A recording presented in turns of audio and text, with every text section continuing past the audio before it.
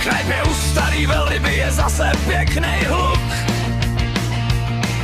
U baru tam sedí jeden divnej suchej kluk. Není to frajer z plakátu, má nos jak teleskop a místo kůže překližku, co přežila už potop. Děbe to pláče do dlaní, že syn mu trochu zhrub. Pinocchio zas u pultu si brousí o stůl zub. Už ani kapku zařval a nos mu o metr vyrost.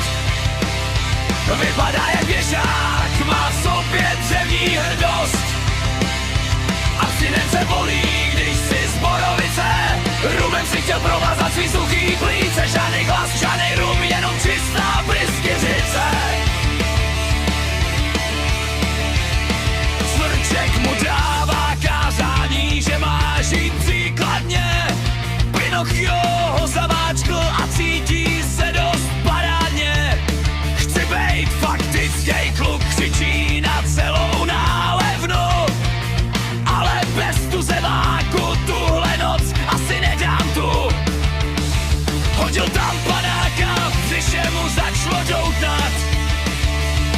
Místo opice mu začaly potáh větve pučet a koutnat. Už ani kapku zazval a nos mu o metr vyrost.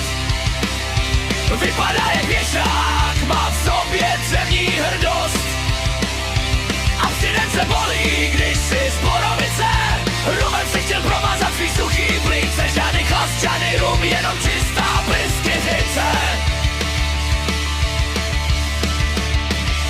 Smrček mu chtěl domluvit, prej zkus radši bylinky. Pinocchio ho použil místo malý dýmky. Teď z loutky stoupá kouř a voní po tabáku. Abstinence je pro srámky, já chci bejt balíkou. Těbe to už to vzdal, vzal ho blík na tu lhářskou hůl. Jestli hned nepřestaneš, uděláme z tebe stůl. Lžeš je čistej, jak čerstvě padlej sníh. Zatímco v nose má suky a v očích hříšnej smích. Piju jenom vodu, lže, až mu praská kůra.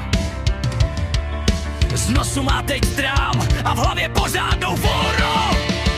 Teď leží